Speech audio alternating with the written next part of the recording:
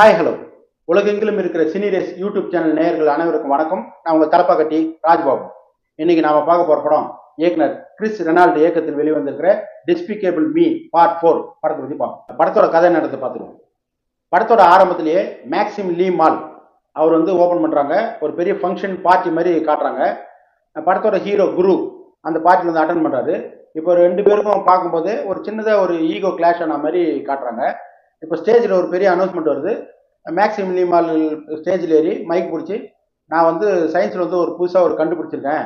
அதாவது தன்னை பெரிய உருவமாக காக்ரோச் மாதிரி நான் உருவம் மாற்றுவேன் அப்படின்ற மாதிரி காட்டுறாங்க.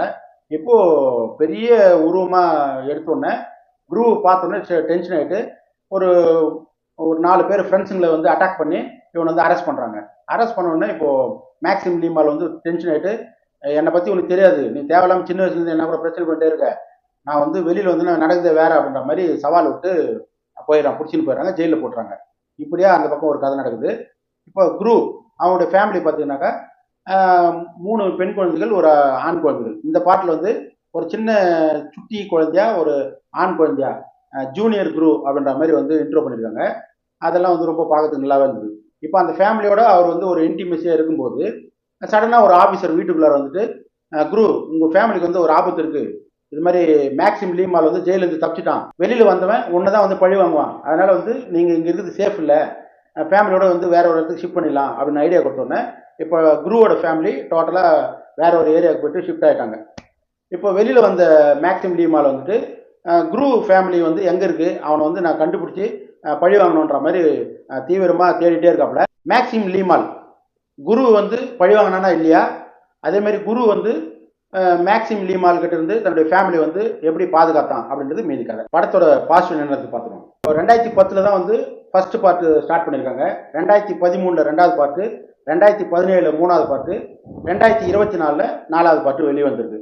ஓவராலாக வேர்ல்டு வைடாக 4000 தியேட்டர் ரிலீஸ் பண்ணியிருக்காங்க. அதே மாதிரி டெக்னிக்கலாகவும் பார்த்தீங்கன்னா ரொம்ப சூப்பராக கலக்கியிருக்காங்க. கேமராமேன் ஒர்க்கெலாம் ரொம்ப நல்லா இருக்குன்னு சொல்லலாம்.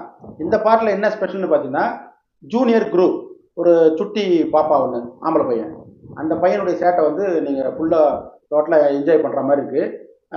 குழந்தைங்கள்லாம் ரொம்ப ரசிக்கிற மாதிரி டிசைன் பண்ணியிருக்காங்க. பொதுவாக ஒரு குழந்தைக்கு ஒரு ஆபத்து வரும், அப்பா தான் குழந்தைய காப்பாற்றுவாங்க. பட் இதில் கொஞ்சம் ரிவர்ஸில் போயிட்டு அந்த சுட்டி குழந்தை பேசுகிறதே ரொம்ப க்யூட்டாக 1-2 வார்த்தை தான் அப்பான்றதே முழுசாக சொல்ல முடியாத ஒரு குழந்தை வெள்ளங்கிட்டேருந்து அப்பாவை காப்பாற்றுறதுலாம் ரொம்ப ரசிக்கிற மாதிரி இருந்தது.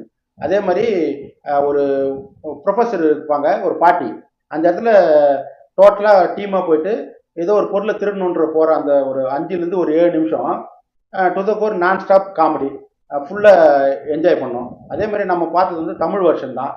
அது பார்த்தீங்கன்னாக்கா ஹீரோவுக்கு வாய்ஸ் கொடுத்ததாக இருக்கட்டும், சின்ன குழந்தைக்கு வாய்ஸ் கொடுத்ததாக இருக்கட்டும், ரொம்ப சூப்பராக என்ஜாய் பண்ணோம். டோட்டலாகவே ஒரு காமெடி படத்துக்கு உண்டான ஒரு 100% டப்பிங் கொடுத்துருந்தாங்க. அந்த டீமுக்கும் நம்மளுடைய வாழ்த்துக்கள். அதேமாரி கிராஃபிக்ஸ் ஒர்க்காக இருக்கட்டும், டெக்னிக்கல் டீம் எல்லாருக்குமே ரொம்ப சிறப்பாக பண்ணியிருந்தாங்க. நீங்கள் இதுக்கு முன்னாடி வந்த இன்சைட் அவுட் அந்த படத்தை நீங்கள் கம்பேர் பண்ணி பார்த்தீங்கன்னாக்கா இந்த படம் ரொம்ப என்டர்டைன்மெண்ட்டாக ரசிக்கிற மாதிரி இருந்தது. இந்த பாட்டில் இன்னொன்று பிரமிக்கிற மாதிரி விஷயம் என்னென்னா ஃபண்டாஸ்டிக் 4 அந்த மாதிரி ஒரு 4 சூப்பர் பவர் உள்ள ஒரு விஷயத்தை லேபில் க்ரியேட் பண்ணுறாங்க. அது வெளியில் போகும்போது ஃபஸ்ட் டைமாக அது என்னென்ன சேட்டைகள் பண்ணுதுன்றது எல்லாமே ஃபெயிலியராக முடிஞ்சாலுமே கூட ஃபன்னாகவே சீன்ஸ் பண்ணியிருக்காங்க. அதெல்லாம் ரொம்ப ரசிக்கிற மாதிரி இருந்தது. இவங்கெல்லாம் சேர்ந்து கிளைமேக்ஸில் வெள்ளங்கிட்ட ஹீரோவை காப்பாற்றுறதுக்கு உதவியாக இருக்காங்க. அதுவும் நம்மளுக்கு கிளைமேக்ஸ்லாம் போக போக இந்த கேரக்டருங்கெல்லாம் கரெக்டாக யூஸ் பண்ணியிருக்காங்கன்றது என்ஜாய் பண்ணுற மாதிரி இருந்தது. ஓவராலாக இந்த படத்தை பார்க்கலாமா வேண்டாமா அப்படின்னு நீங்கள் நினைக்கிறது புரியுது. பொதுவாக ஃபேமிலி எமோஷன்ஸு, கனெக்டிவிட்டி, அவங்களுக்கு உண்டான ட்ராமாலாம் பார்த்தீங்கன்னாக்கா இந்தியாவில் நிறைய கதைகள் வெளியில் வந்திருக்கும். ஒரு அப்பா, அம்மா, தாத்தா, பாட்டி, பேர குழந்தைகள் அந்த மாதிரி.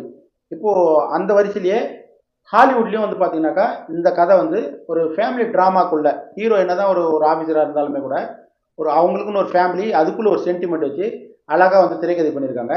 அதெல்லாம் நம்மளுக்கு புதுசாக இருந்துச்சு. ஏன்னா நம்ம இந்தியன் சினிமாலே நீ ரொம்ப சென்டிமெண்ட்டாக பேசி ரொம்ப இது பண்ணிடாத அப்படின்லாம் இல்லாமல் ஒரு க்யூட்டாக சின்ன கதை எடுத்துகிட்டு நம்மளுக்கு ரசிக்கிற மாதிரி இருந்தது.